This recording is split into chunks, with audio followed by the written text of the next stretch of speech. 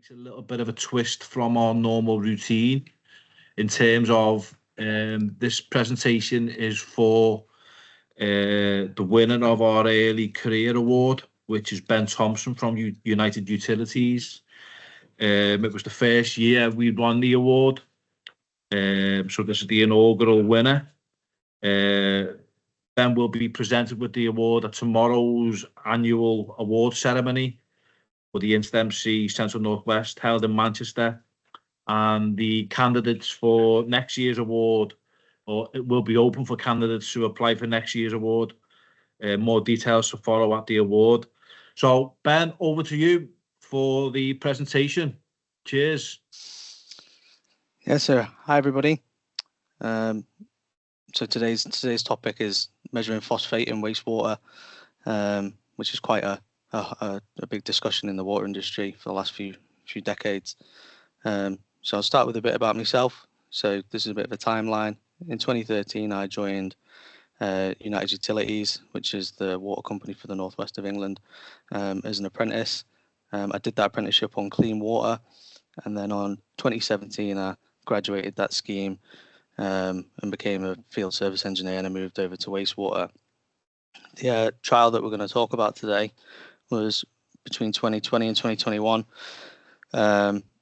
And then as of this year, I've submitted my incorporated engineer application with the InstMC and become a member of the institute. So for a bit of background, anyone who discharges any significant amount of water into a water course is regulated by the Environment Agency in England. Over the last couple of decades, permits which restrict what we can discharge into the water course have become more and more restrictive and more stringent. So iron and phosphate talked about a lot in the industry, and the permits are becoming increasingly tightened. So phosphate, when it's discharged into a water course, can encourage sort of ecosystems that perhaps would be damaging to the current ecosystem. For example, we can see in that photo there, that's an algal bloom. So when we put too much phosphate in the water, it encourages algae to grow, which reduces the amount of dissolved oxygen in the water and is harmful for the existing ecosystem. So you end up with fish and things like that, unfortunately perishing. Iron in itself, if you have too much iron in itself is a toxic substance. So that's the crux of what we're going to talk about today. So I'm not a chemist. I'm not sure if there's any chemists watching. This will make your skin crawl, but this is the basic concept behind phosphate, and what we would talk about in the water industry is total phosphate and orthophosphate. So orthophosphate is one unit of phosphate with 4 oxygen molecules, and it's on its own. So because it's on its own and it's one unit, it's soluble within water, so you can't see it. If you put several of them together and it forms a structure, that is what we referred to as total phosphate, and that can't dissolve in water. So that's solids. So they're the 2 types of phosphate which we would talk about. There's loads and loads of different types of phosphate in chemistry, but that's the very basic concept that we need to know. So soluble and non-soluble. So how would we remove that from the water course or from the influent coming into a plant? This is a very, very simplified sort of version, but essentially we can see there on the left that we have our phosphate molecules bouncing around in our water. We add a chemical. Generally, we would add something like ferric chloride or ferric sulfate. There are some operators which dose things like alum, but generally an iron-based compound like ferric would be used, and that ferric bonds to the phosphate molecules and increases their weight in such a way that it will then settle in our existing infrastructure. So our treatment process will then go to a primary tank, where we remove solids anyway. So we dose a chemical, makes it heavier, and it falls out. It sounds quite simple, but if you dose too much, essentially you're going to deplete the amount of phosphate that's in that water, so that iron has nowhere to go. So the iron will then carry over. It's not heavy enough to sink on its own. It will then carry over and go into the water course. So if you dose too much, you might risk a permit failure on high amounts of iron. And likewise, if you don't dose enough, you might not increase the weight enough, so it might not settle. or you might just settle a bit of it. So you would put yourself at risk of phosphate and ion consent failures in that way. So it's quite important that we get this dose rate right. So if we look at it, this is what we would expect on a site which would have generally domestic waste only, but you could have some industrial waste as long as it's a regular. So we can see that there's a daily pattern here. You can see the morning spike, a little bit in the midday, and then an evening spike, and it's pretty consistent. Even though it does have peaks and troughs, it's pretty consistent per day. So what we can do there is we can dose a certain amount and basically predict what's coming in. So increase the dose rate in the morning, lower it towards the day, and then increase it the next morning, and that should be sufficient to remove our phosphate from our water. Now, it would be a site which would have unpredictable phosphating, so we would call it a P load.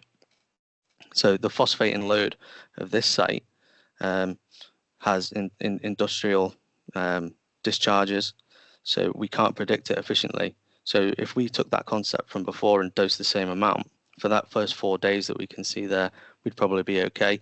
And then when it drops on about the 23rd, we'd be massively overdosing. So if that was the case, we'd end up with significant amounts of iron in the water course. So we have to do something about that. So the way that we would get around it is that this is the kind of equipment which we would install. So on the right hand side here, we have a filter, and that would sit inside the influent. And then we have this system on the left, which has a diaphragm pump in it and a couple of cleaning functions, and essentially that sucks through a vacuum through that filter and brings a sample in. Now the reason we have to do that is because the analyzer, which we'll see in a moment, which actually measures the phosphate, has very fine pipework and things inside it. So if we didn't filter it, the technology available wouldn't be able to cope with our aggressive sample, because it's naturally turbid in nature anyway, wastewater. So that's how it would work. Now it's important to mention this because as we're filtering the sample, which is a necessity, if we think back to our two types of phosphate, we're essentially removing any solid phosphate. So the only thing that we can measure here is ortho P rather than total P, because we're leaving the solids in the influent. So that's how we would gain a sample. We can see on the left there's a tub in the bottom, and that's a chemical based, like a bleach based sort of compound, which we would reverse that pump and push it down to try and keep that filter clean. There's also a compressor attached to this, which would blast compressed air down it to try and keep it clean at regular intervals. So that's our sample acquisition system. Now, once we've got that little pot on the bottom left there, full of our sample, it comes into our analyzer on the right, and this is where I'm talking. You can see in the bottom right hand side, that's all little solenoid valves, and you can see the small bore pipework, and that essentially all of this equipment here is to get a sample to that little box. That little box there is the photometer of the analyzer. So all of that equipment and all of that capital expenditure there is essentially to get something like 5-10 milliliters of water into that little container. Now, what can go wrong with them? So here's our filter. Once it's been submerged for any significant amount of time, they get blinded. So these filters need changing at least once a week. Sometimes, if you've got a particularly aggressive influent, 2-3 times a week it can be. They also then need cleaning. So there's a chemical sort of issue there where we would be expecting an operator to come and handle chemicals like sodium hypochlorite and hydrochloric acid. When you mix them together, it generates chlorine gas if they're not handled properly. So if that filter blinds, we're not going to get sampled to any of our equipment. Again, we're talking about chemicals here. So there's the chemicals on the left, and that's a reagent, which is an inherent part of the chemistry of the analyzer. So you have to have a reagent there because that's just how a colorimeter operates. And then we've got the cleaning solution in the middle, which we spoke about before, and that's there to try and keep that filter clean so we don't have to change it as regularly. Now, we know sometimes things go wrong, so we can see on the right that's the bund of the analyzer that's that's been filled with chemicals there. So the health and safety implications of dealing with chemicals are sometimes not ideal. When we're using chemicals for cleaning purposes, we're expecting people to make these chemicals up. So we would be putting sodium hypochlorite generally in that cleaning canister and diluting it with water. Now, if you make it too strong, it's naturally aggressive, so it then corrodes the equipment. So by trying to keep our filter clean, we're actually then damaging the equipment if it's not done correctly, and then that can cause further sample issues. Even with a perfectly working sample system and sample acquisition filtering system, just like a natural phenomenon of the sort of influent, it almost reforms into a slime, and it can cause blockages and solid build-up. So we can see on the left there, all of our pipe work is kind of fouled and stained. That is still an operational piece of equipment though. But when we come further in, these two pictures are of the head of the solenoid valves, which we can see on the left there. And if we look at the one in the middle, that little tiny build-up, that completely made the analyzer fail. It basically deprived the analyzer of any sample, so it just dropped to zero and causes complete failure. You can see on the right that's more significant, and we had exactly the same issue, and that's with a working filtration system.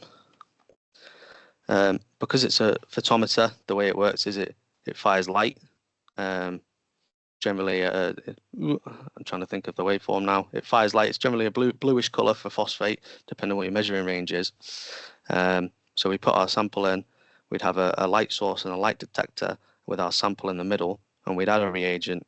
And depending how bluish purpley that sample went, it correlates to how much phosphate's in the water.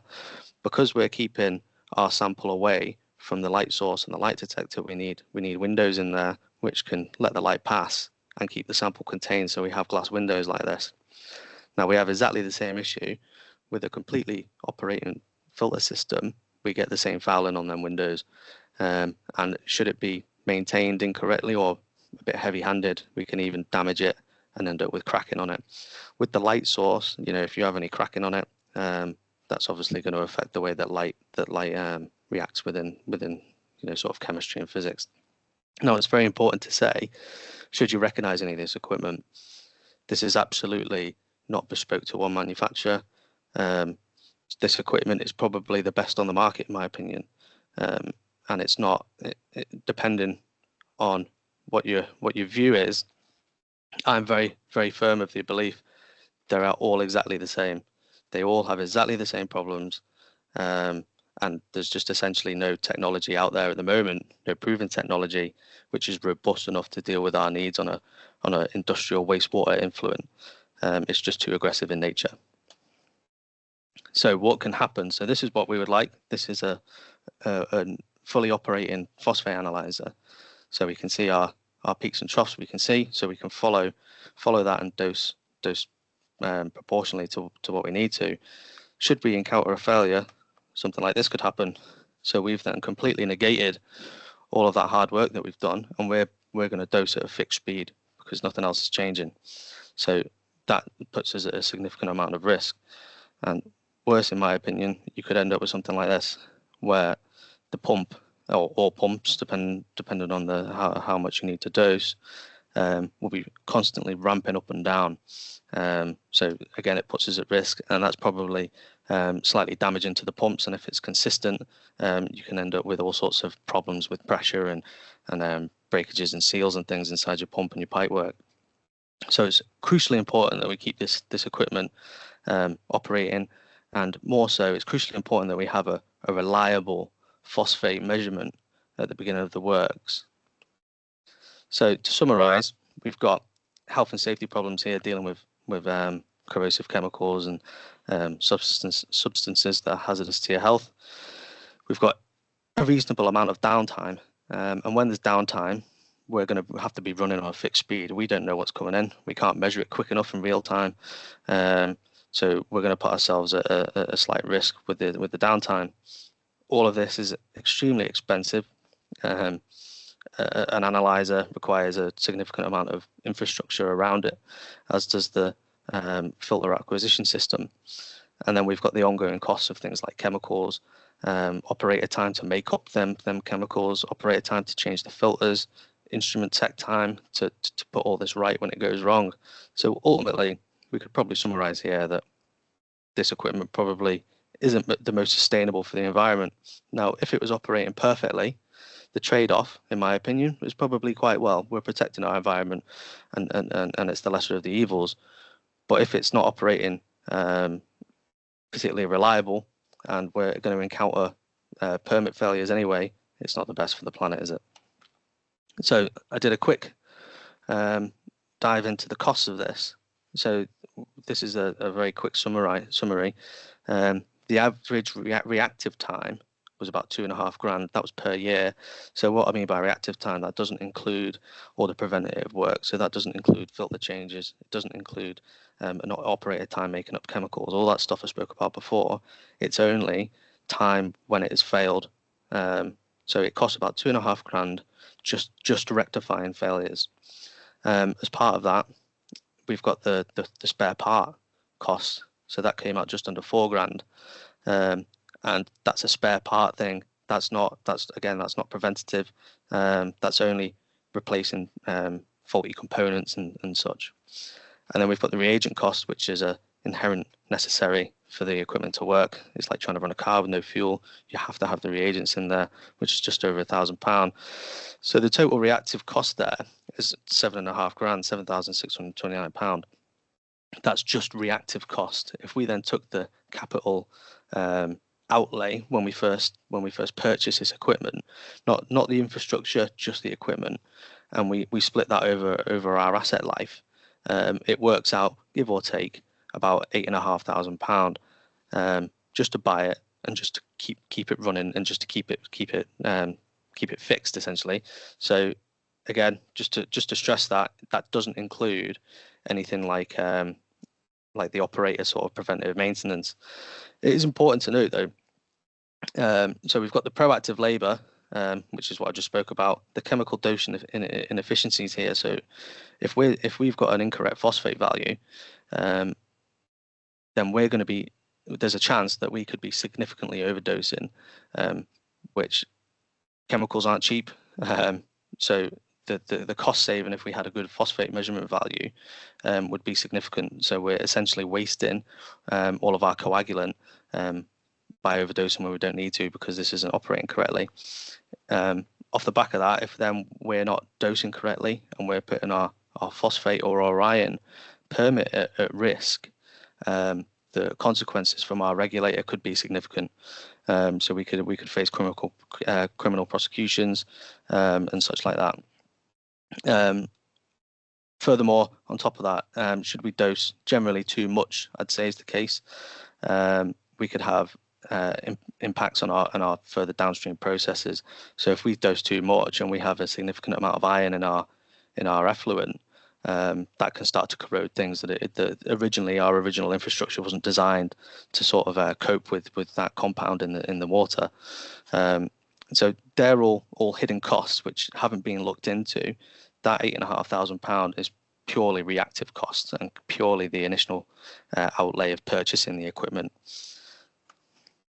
So I thought, this can't be good enough. There must be a better way. There's got to be a better way. So this was my goal. There's got to be another way of measuring phosphate within wastewater as a direct replacement for this. That's got to be more reliable and cheaper. This can't be the only way of measuring it. So I set out on this goal. So I waited for my opportunity, and we had a site. This is a picture of the site in winter. We had a site that suffered from a couple of phosphate and iron hiccups, shall we say. So I saw my opening to potentially get some investment to try something else. So the site that we chose was it's in Cheshire. It serves a town of about 30,000 people, and it was particularly interesting because there's a factory located quite near the site, and it makes airbags for car manufacturers worldwide. And when they discharge their own consented effluent which goes into our network and into our site. It's rich in a fibrous kind of material. So that fiber is purely consented. There's nothing wrong with that. But when we combine that with our filter system, it's blinding that filter. And because it's blinding that filter, we're getting poor phosphate values. And then because we're getting poor phosphate values, we're encountering these P and ion consent issues. So I saw my chance, and I reached out to a company called PMA, and it was a guy called Tom Lendrum. He works for Badger Meter now. Spoke to him, and he had some equipment. So we established a team, shall we say. So there was us and PMA. PMA hold a relationship with Lutra, and at the time they were the distributor for all of Escan's products in the United Kingdom. So as part of that team, we had myself, and we had a process scientist who kind of dipped in and out of interest to see what the readings were from United Utilities and to sort of get a feel as to how it was going. From PMA, we had the senior service engineer and Tom, who was the sales director at the time. And that was the team. So it was important to note that Lutra is there. Lutra is a company based in New Zealand. They're a water and wastewater sort of process scientist business. So they do a lot of consultancy and a lot of theory behind how a lot of this gear operates and how our processes in general operate. So the equipment that we kind of determined was pretty good for this was the Escan spectralyzer. So that's a spectrometer. So it fires out waveforms at different frequencies and calculates the absorbency coming back. And then we've got the Concube, which is the transmitter, which comes inherently with it, and that's what sort of the controller for the probe should you like. So what we were doing was we're gathering all of the parameters from this probe. Particularly the most important ones were suspended solids and UV254. UV254 is the absorbency waveform or wavelength which organics are absorbed at. So if you have a significant amount of organics in your effluent, that is the frequency which you would like to use. We did have a load of existing parameters on site. So we had our influent flow, our influent phosphate analyzer, which I've just been talking about, how much we were dosing, and then a few parameters which we were measuring when we were discharging into the water course. So the first three are kind of for the beginning of the plant, and the bottom three there are for the final of the plant. And then on top of that, we were taking samples quite regularly at different intervals in the day, at different weather conditions. So we were trying to get an overall view of what was going on in this sort of influent coming in, and we were sending them samples to our lab, which is a UCAS accredited lab, and we were getting measurement values coming back. So it's quite interesting. So then we determined our three success criteria. So operability, which essentially is similar to these are all there to compare against our existing infrastructure and our existing sort of process analyzer. So operability, the effort required to obtain sample measurements. So essentially, how much downtime is there going to be, and how much effort is it to get the sample? Maintainability, how much effort do you need to put in to continue to get that sample?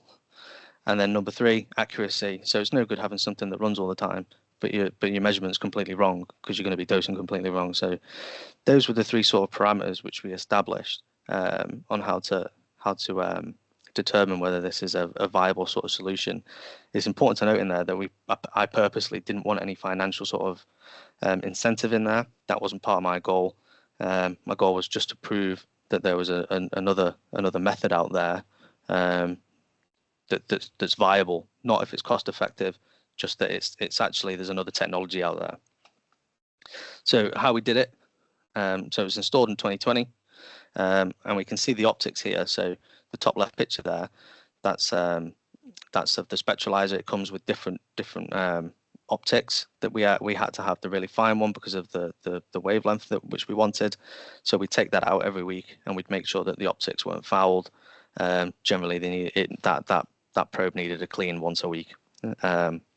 We'd take our lab samples and we'd send them off.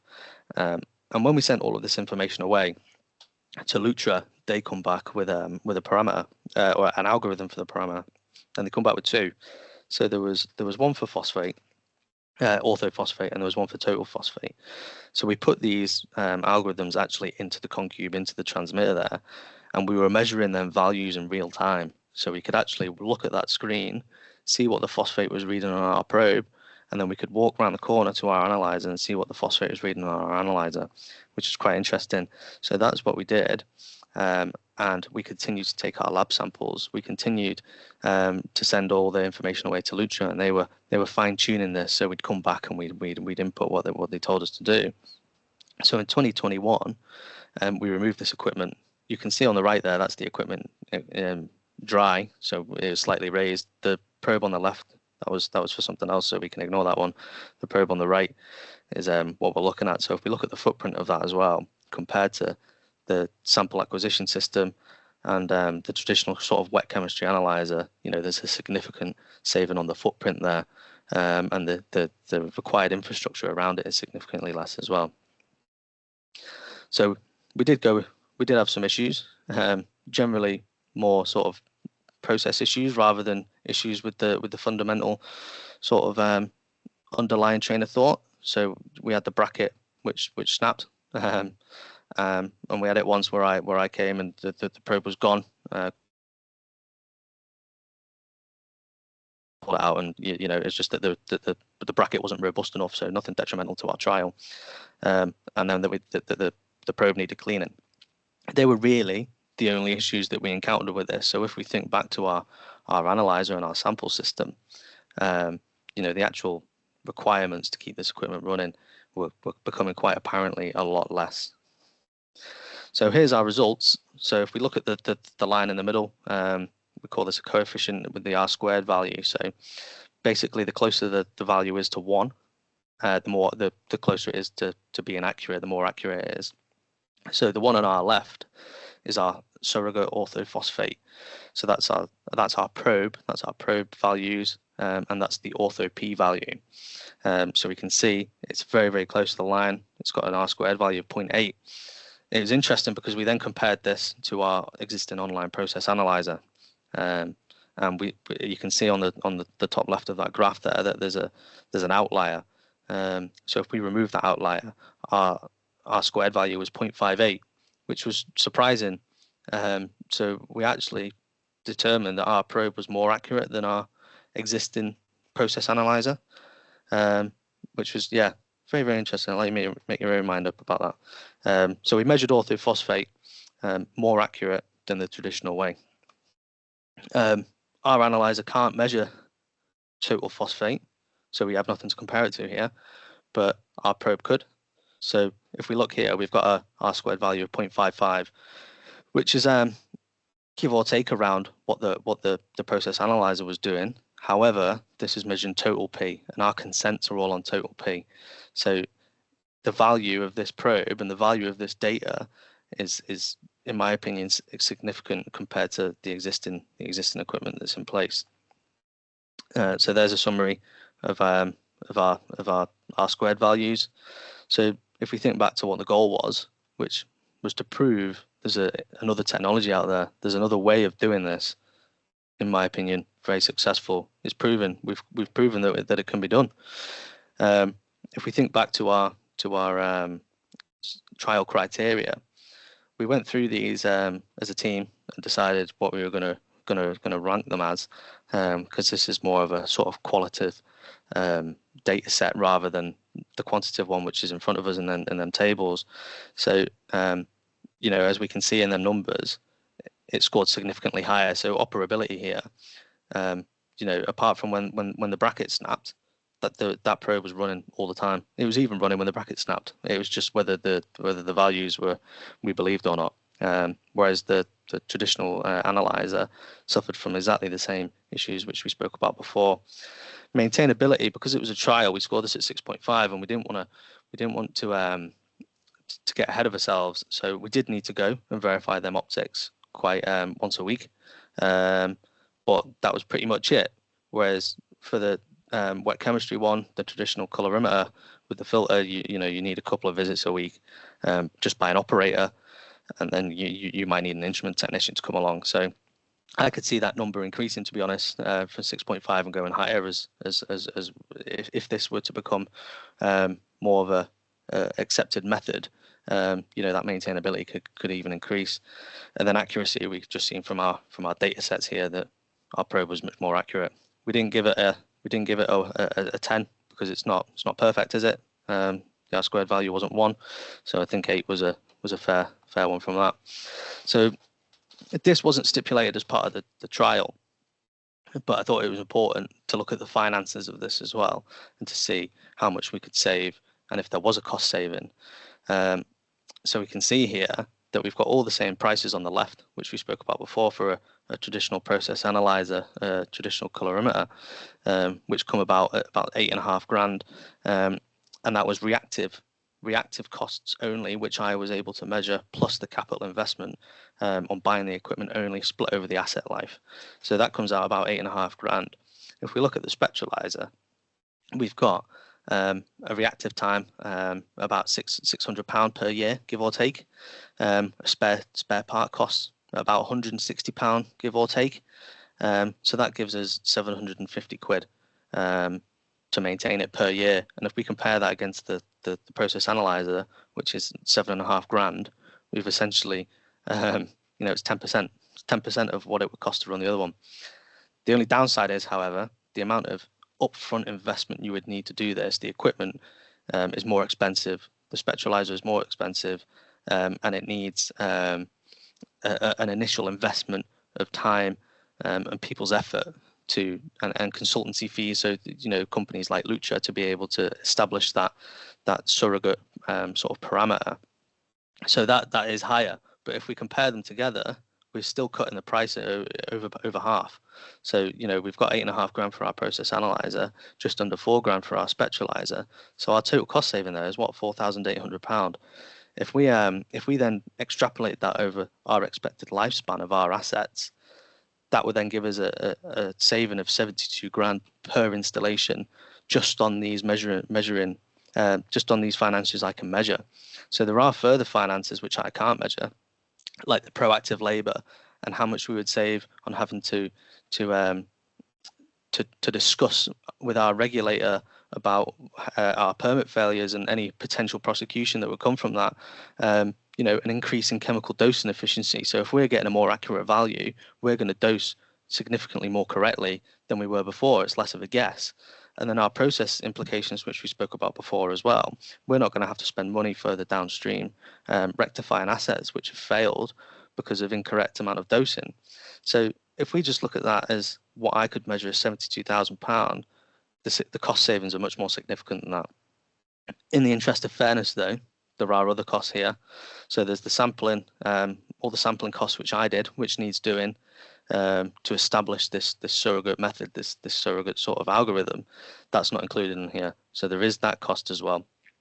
There's the lab costs of measuring all of the samples which I took. That's not included in here either. And then we've got the consultancy fees, which also aren't included. So if we took them cost savings, and again extrapolated across our entire asset base in the business, we would then spend almost 1.1 million to maintain these existing process analyzers every year. If we took our values, which we worked out on the last slide, for our spectralizer and extrapolated that across our asset base, we'd spend less than half of that. We'd spend less than £500,000 maintaining these assets.